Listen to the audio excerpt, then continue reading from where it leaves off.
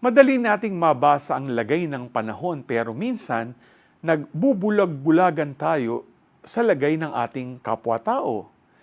Sa ating gospel, binalaan ni Jesus ang mga tao dahil sa kanilang galing to interpret the weather but not the present times. At binigyan niya ng tuon to recognize and respond to spiritual truths. At makipag-ayos kaagad to avoid judgment.